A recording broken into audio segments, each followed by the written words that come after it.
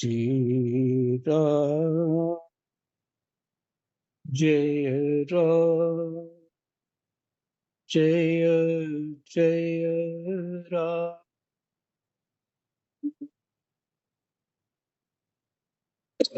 श्री गणेशाय नमः। श्री सीतारामाभ्यां नमः। श्री हनुमते नमः। श्री उमापते नमः। श्री गुरुवे नमः। सब संतन की जय जय जय जय सीताराम। राधे श्याम।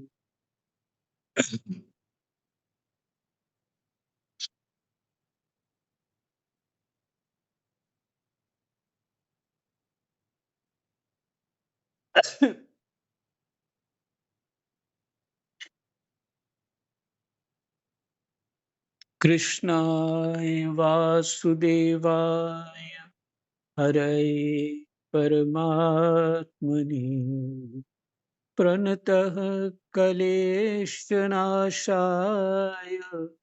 गोविन्दाय नमो नमः। श्रीमद् भागवत महापुराण प्रथम स्कंद का प्रथम अध्याय कथा प्रारंभ हो रही है।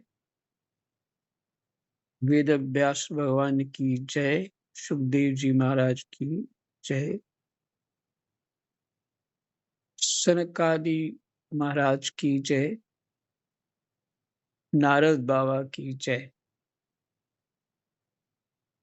सुखदेव जी की जय। परीक्षित जी की जय।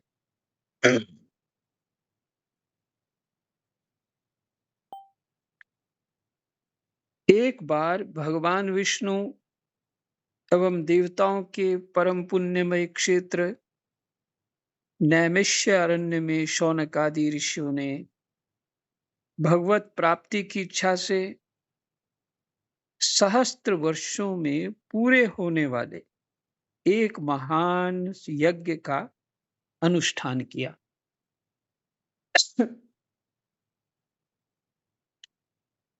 किसी समय जो क्षेत्र देवताओं को और भगवान का प्रिय क्षेत्र है, जो कि नैमिष्यारण्य नाम से जाना जाता है। एक कथा प्रसंग में है पुराण में। ऋषियों ने कहा कहाँ पे हम धरती पे तपस्या करें। ब्रह्मा जी से कहा और वहां हम रह सकें, ऐसा कुछ प्रसंग है। तो विष्णु भगवान जी ने चक्र छोड़ा और वो यहाँ गिरा था, जिस जगह पे, इस वन में, वो नैमिष्य अरण्य बोला गया, जहाँ चक्र की नेमी का स्पर्श हुआ। जो अग्रभाग चक्र का जो बिल्कुल ब्लेड की तरह समझ लीजिए उसको, उदाहरण के तौर पे उस उस धरती पे स्पर्श किया था, तो वहां कुंड बन गया और ऋषियों ने वहीं तप आरंभ किया था। और वहीं उन्होंने बाद में जो सहस्त्र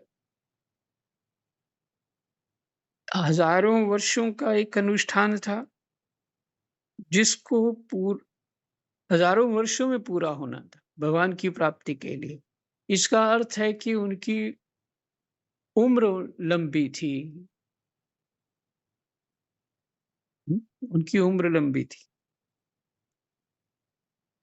सहस्त्र वर्षों में पूरे होने वाले एक महान यज्ञ का अनुष्ठान किया।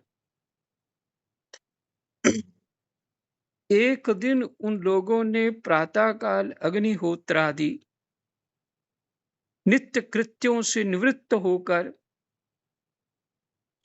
सूत जी का पूजन किया।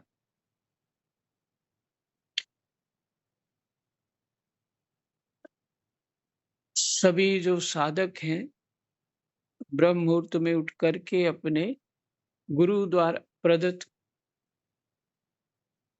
गुरु से जो साधना प्राप्त होती है उसका पालन करते हैं।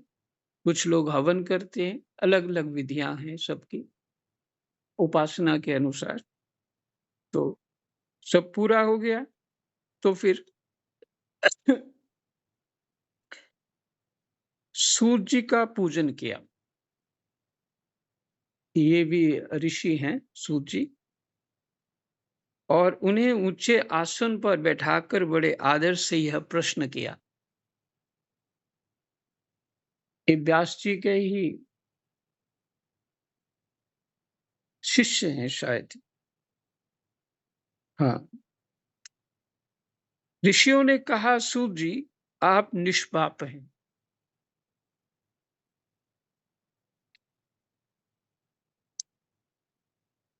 ऋषियों ने कहा, सूत जी आप निष्पाप हैं। आपने समस्त इतिहास, पुराण और धर्मशास्त्रों का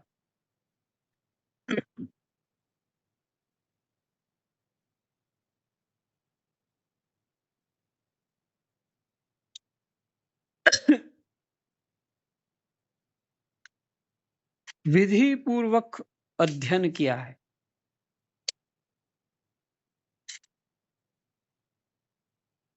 विधि पूर्वक अध्ययन किया है समस्त शास्त्रों का। इसका तात्पर्य यह है कि शास्त्रों को किस तरह से पढ़ना चाहिए, बुद्धि किस स्थिति में पहुंचेगी तब वो शास्त्र समझ में आएंगे। इसी तरह वेद को पढ़ना और भी गंभीर बात है। उसके नियम हैं और वो उसका जीवन कैसा होना चाहिए और उसका गुरु कैसा होना चाहिए। बुद्धि के स्तर को वहां पहुंचा करके सत्व गुण विशेष में, और फिर वो वेद पढ़ाया जाता है उनको, फिर वो उसके योग्य बनते हैं वास्तविक जो अर्थ है उसको समझने में। वेद इतना गहरा, और उसी का विस्तार है पुराण वेद का। और सीधा सीधा जो अर्थ है वेद का वो है रामायण जी। जो सीधा अर्थ है वो रामायण जी। इसलिए हमें रामायण तो बड़ी सरल लगती है, फटाफट पढ़ लेंगे, उसमें ये ऐसा है, जो भी कई तरह की बातें वाल्मीकि रामायण के लिए बोला गया है। लेकिन तुलसी रामायण भी वैसी ही है। तो हम सोच रहे हैं हमने तो कई बार पढ़ी है, समझ आ गई, तो समझ आ गई तो फिर इसका अर्थ है वेद समझ आ गया। नहीं। रामायण जी पढ़ने के लिए भी आपका सत्वगुण विशेष होना, सदाचारी होना, ऐसे महापुरुषों का संग लेना, उसके बिना नहीं हो पाता है। आप जो भी अर्थ करेंगे, आपकी बुद्धि जिस स्तर पे खड़ी होगी उसके अनुसार अर्थ करेंगे।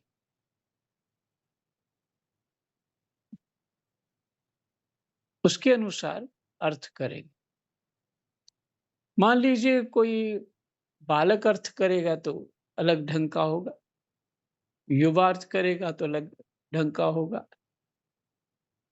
प्रौढ़ व्यक्ति अर्थ करेगा तो अलग ढंग का होगा, और वृद्ध होगा तो किसी बात को अलग ढंग से ही समझेगा, सुनेगा। इसी तरह स्त्री और पुरुष में भेद होता है, बुद्धि में, उनके चिंतन में बहुत भेद होता है। इसलिए कहा जाता है कि शास्त्र को समझने के लिए अंतःकरण शुद्ध होना चाहिए। और अंतःकरण शुद्ध की एक ही बात है, वो बड़ा स्पष्ट रूप से जो पीछे भी आपको कई बार सुना है, जानिए जीव जब जागा, जब सब विषय विलास विरागा। अपनी इच्छा और कामनाएं जो हैं यही अशुद्धि। तो कामनाएं इच्छाएं हमको अपनी तरफ खींचती रहेंगी, और तो हम जो गंभीर साधना है उसको, यह शुद्धि है वो कैसे हो हुई, फिर नहीं मानी जाएगी। तो अंतःकरण शुद्धि ये उनके लिए है जो वास्तविक वेद का अर्थ समझना चाहते, शास्त्र इत्यादि को समझना चाहते। और जो लोग कामना पूर्ति के लिए करना चाहते हुए रजोगुनी होंगे, और उनकी मति जो है अपने कामनाओं को, अपनी इच्छाओं को, वासनाओं को पूरी करने के लिए ही होती है। तो आपकी मर्जी है, आप जो करना चाहें उन शास्त्रों के माध्यम से, ये आपके ऊपर निर्भर है। लेकिन यथार्थ अर्थ जो है शास्त्रों का वो भगवत प्राप्ति है, संसार का सुख नहीं। संसार को शुभ नहीं कहा है, अशुभ कहा है शास्त्रों में। अब यहाँ एक बात और बढ़ गई है, मैं शॉर्ट करना चाहता था, बट शुभ अशुभ ये शब्द है जो है योग विशिष्ट में, यहाँ अपनी वासनाओं के पीछे, अपनी इच्छा कामनाओं के पीछे ही भागना है, अपने अहंकार की पुष्टि करना, अपनी कामनाएं पूरी हो जाएं, दूसरे दूसरे को भी हम दिखाएं हम क्या चीजें हैं, ये सब जो है इसमें चित्त लगा रहना यही अशुभ है। और इससे चित्त हट करके परमात्मा में लग जाना यही शुभ है।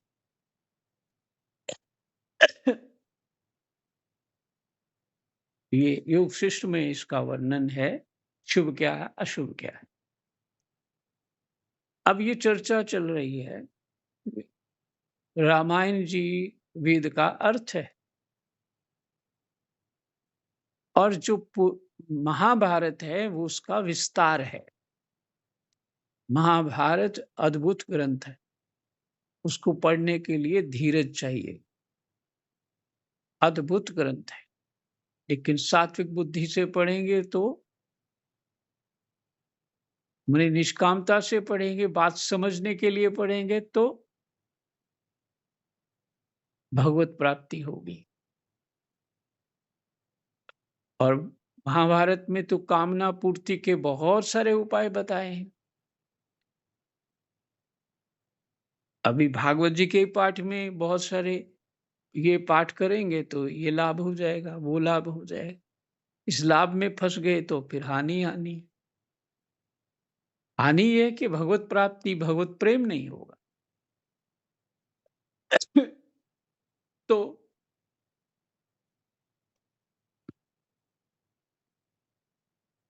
विधि पूर्वक अध्ययन किया था सूत जी ने, ये चर्चा चल रही थी। तो विधि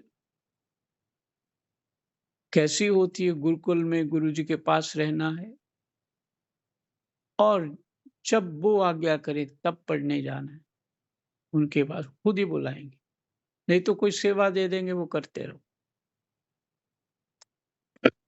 जो नियम होते हैं उसको पालन करना है।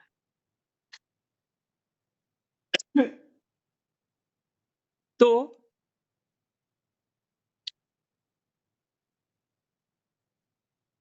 सूत जी महाराज को, मैंने उनके जीवन को ही देख करके उन्होंने आदर पूर्वक विद्वान मान करके आदर पूर्वक सभी ऋषियों ने उनको उच्च स्थान पे बैठाया और प्रश्न किया तथा उनकी भलीभांति व्याख्या भी की है। आपने उसकी भलीभांति व्याख्या भी की है धर्मशास्त्रों की।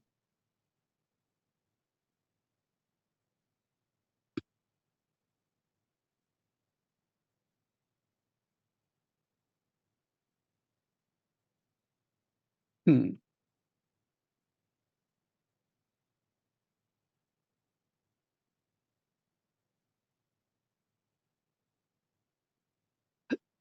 राम।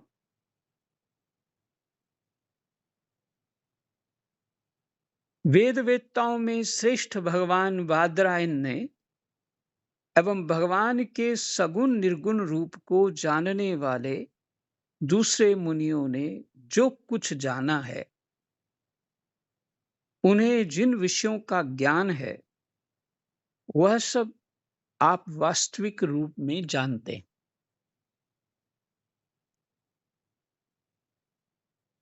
इस शौनक सूत जी से कह रहे हैं। ये जो श्लोक है बहुत महत्वपूर्ण है। फिर से सुनिए। वेद वेत्ताओं में श्रेष्ठ भगवान बादरायण,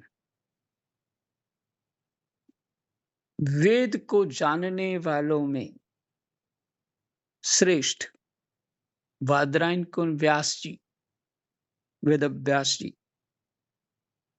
एवं भगवान के सगुण निर्गुण रूप को जानने वाले दूसरे मुनियों ने जो कुछ जाना है, उन्हें जिन विषयों का ज्ञान है,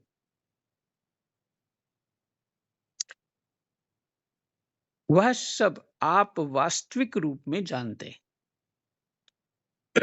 वास्तविक रूप उसका क्या है? माने उस अलग अलग प्रकार के ज्ञान है जो साधना है, तो उसका मर्म क्या है, उनकी गहराई क्या है? देखिए अलग अलग साधना कर रहे हैं और फल तो एक ही आ रहा है, तो उसका मर्म तो जानने वाला ही बता सकता है। ये कहना चाहते हैं कि आप इतनी उच्च स्थिति में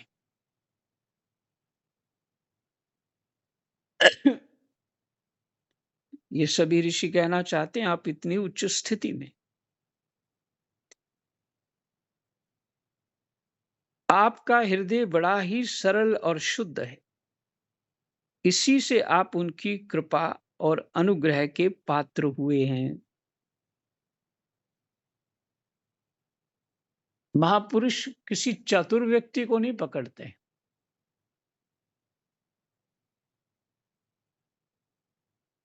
ज्यादा अधिक बुद्धि इधर उधर चलाने वाला इंटेलिजेंट बनेगा तो उनके सामने,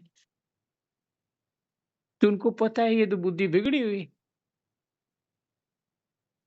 उसको वो बिगड़ी हुई माने, क्योंकि ये तो विषयी रूप चिंतन जो अधिक करते हैं संसार का, उनकी बुद्धि इन सब विषयों को जानने वाली होती है।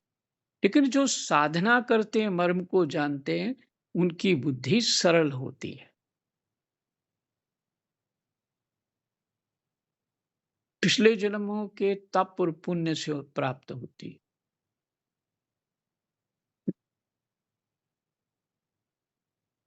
सरल तो तभी होंगे ना जब आप हृदय को शुद्ध करेंगे,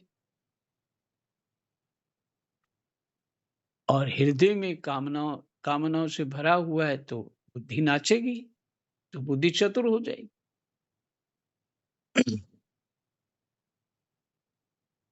गुरुजन अपने प्रेमी शिष्य को राम राम। आपका हृदय बड़ा ही सरल और शुद्ध है, इसी से आप उनकी कृपा और अनुग्रह प्राप्त हुए हैं, अनुग्रह के पात्र हुए हैं। वेद व्यास जी के गुरुजन अपने प्रेमी शिष्य को गुप्त से गुप्त बात भी बता दिया करते।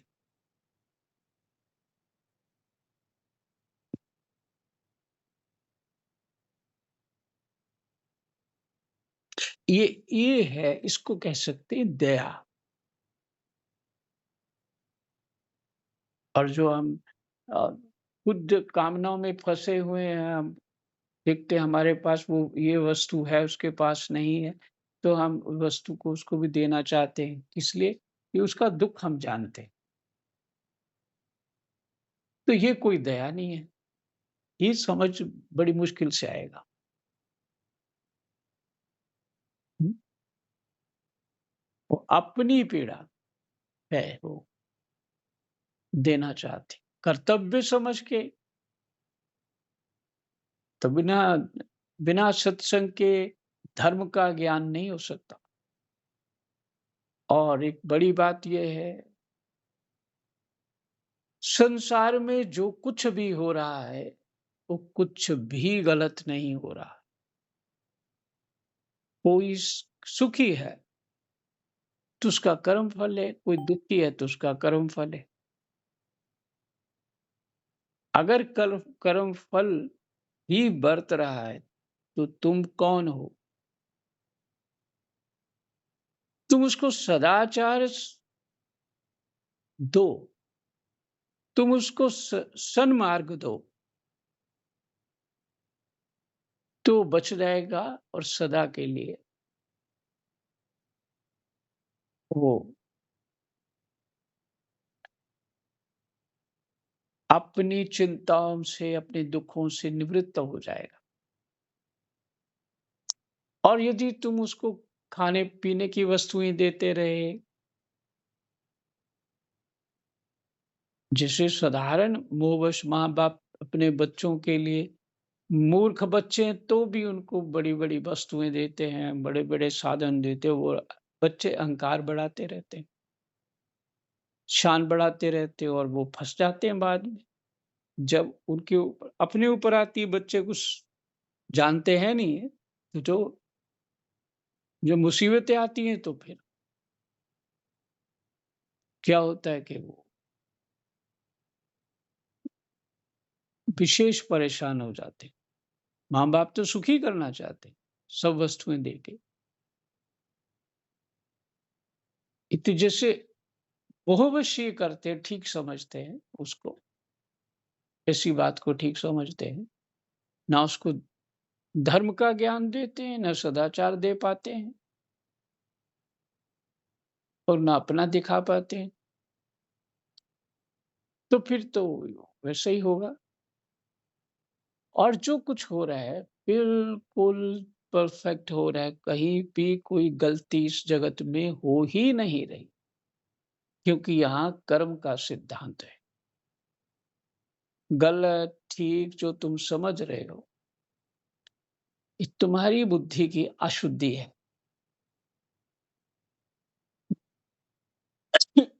कर्म पे विश्वास नहीं है, परमात्मा की शरण का ठीक से ज्ञान नहीं है। उसने मुझे दुःख दिया, उसने मुझे सुख दिया, इत्यादि कोई किसी को कुछ नहीं देता। निज कृत कर्म भोग सब भ्राता, को न को न सुख दुःख कर दाता। लक्ष्मण जी ने कहा है पहली रात कि तुम मेरी माँ की निषाद, तुम मेरी माँ की निंदा मत करो, कैकेयी की कोई किसी को सुख और दुःख देने वाला नहीं। निज कृत कर्म भोग है। आज जो हम वन में पड़े हैं, ये निज कृत कर्म है।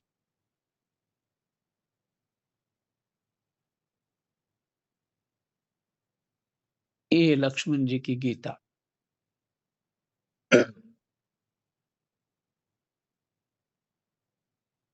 तो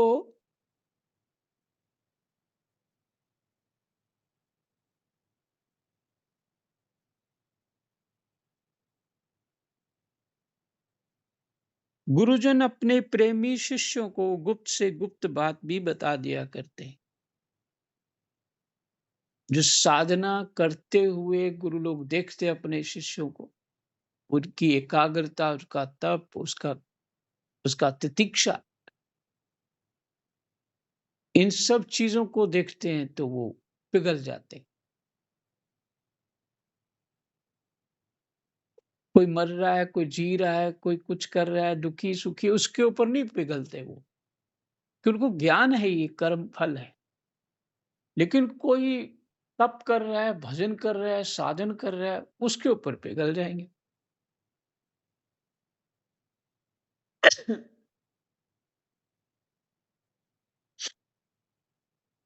ये है दया।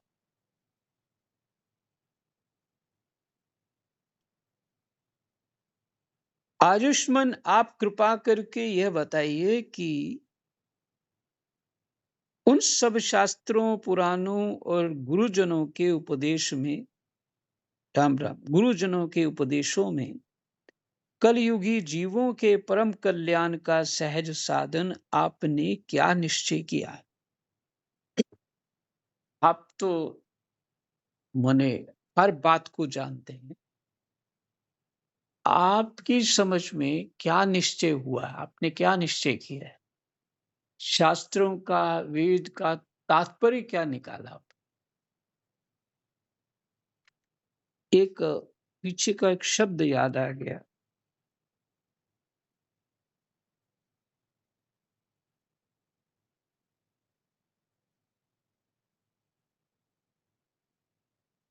हाँ, एक बार भगवान विष्णु एवं देवताओं के परम पुण्यमय क्षेत्र नैमिषारण्य में शौनक आदि ऋषियों ने,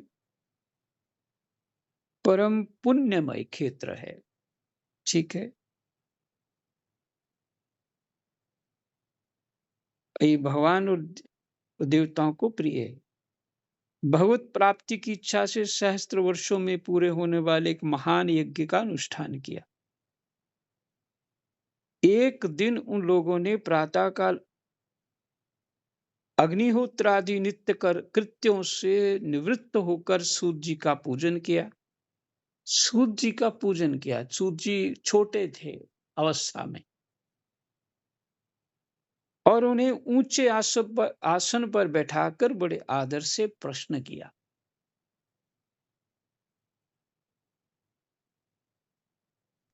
ये बात है। ये महापुरुष जो प्रश्न करने वाले हैं ना,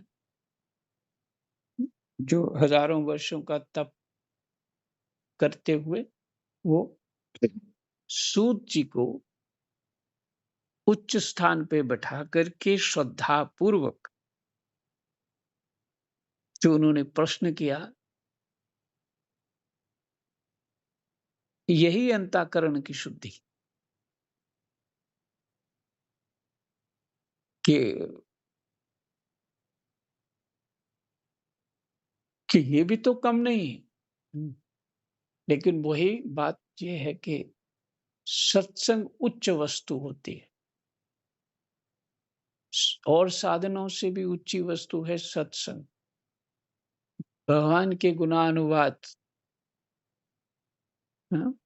भगवान की कथा। इसलिए हनुमान जी नहीं छोड़ते, थोड़ा भी मौका मिल जाता है वहीं सुनते हैं।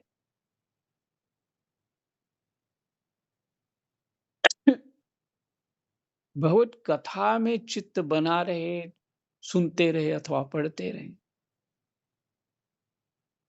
ये उच्च स्थिति है।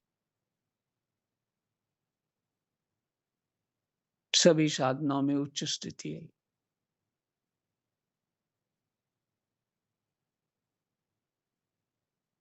तो ये बात मेरे चित्त में पीछे पड़ते हुए आ गई कि उन्होंने सूर्य जी को कितने आदर पूर्वक प्रश्न किया है।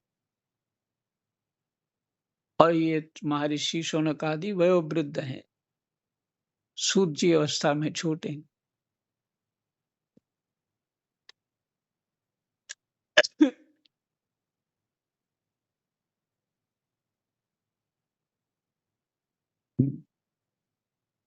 फिर से वहीं पहुंचते हैं कि कलयुगी जीवों के परम कल्याण का सहज साधन आपने क्या निश्चय किया है? आप संत समाज के भूषण हैं। इस कलयुग में प्रायः लोगों की आयु कम हो गई है।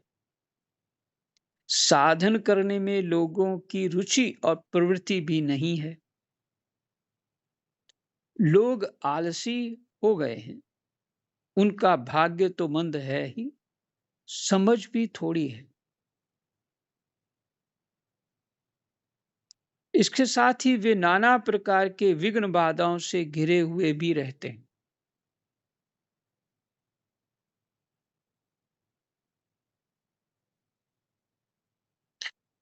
शास्त्र भी बहुत से हैं, परंतु उनमें एक निश्चित साधन का नहीं, अनेक प्रकार के कर्मों का वर्णन है। बात को ध्यान दीजिए।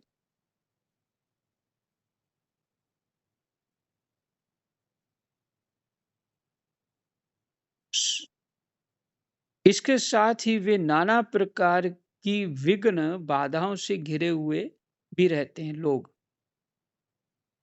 और फिर लोगों की स्थिति ये है, उन्होंने बता दिया, लोगों की कम आयु है, रुचि और प्रवृत्ति भी नहीं है साधना में। लोग तो आलसी हैं और उनका भाग्य भी मंद है। समझ भी थोड़ी है। बस खाना-पीना, कमाना, यहीं तक पहुँच है, तो समझ तो फिर कितनी हो गई।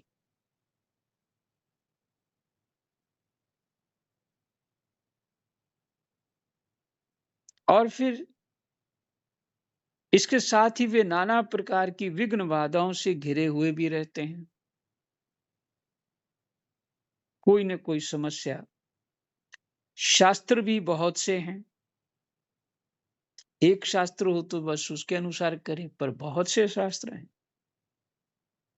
परंतु उनमें एक निश्चित साधन का नहीं, अनेक प्रकार के कर्मों का वर्णन है। साथ ही वे इतने बड़े हैं कि उनका एक अंश सुनना भी कठिन है। आप परोपकारी हैं। अपनी बुद्धि से उनका सार निकालकर प्राणियों के परम कल्याण के लिए हम श्रद्धालुओं को सुनाइए, जिससे हमारे अंतःकरण की शुद्धि प्राप्त हो। ऐसे महर्षि जिनका अंतःकरण शुद्ध है, तत्पश्चात भी वो ये अंतःकरण की शुद्धि के लिए कह रहे।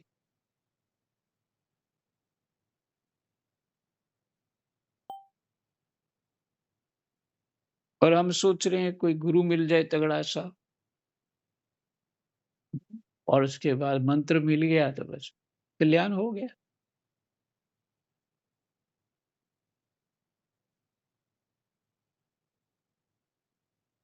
और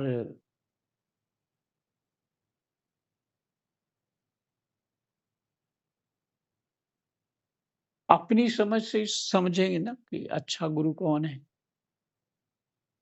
तो समझ तो वैसे ही पूरी सूरी है। जहाँ लोग भीड़ है वही गुरु अच्छा है। तो अंतःकरण की शुद्धि प्रथम है, और जो ग्रस्त धर्म है उसका फल ही यही है, अंतःकरण की शुद्धि।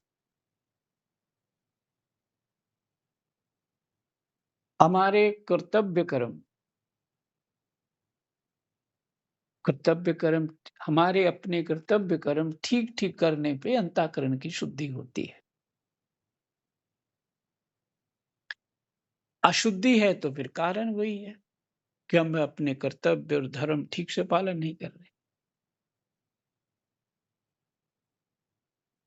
और यही रामायण है कि अपना कर्तव्य कर्म करने के लिए जो रामायण के पात्र हैं उन्होंने कितना दुख सहा है। जीवन में कहीं सुख की कोई घटना नहीं दिखती।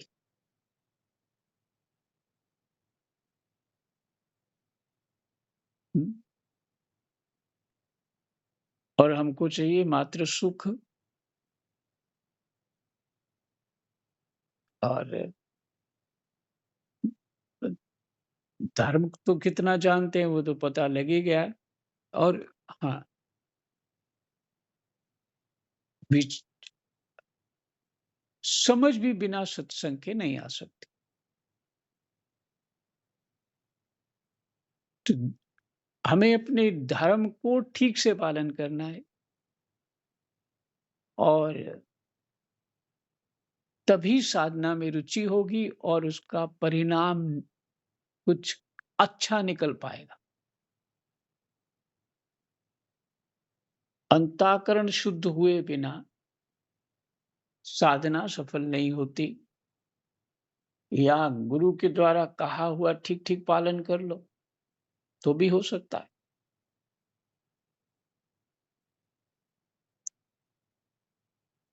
और साधना से अंतःकरण भी शुद्धि हो सकती है, पर वही कामनाएँ छोड़नी पड़ेंगी।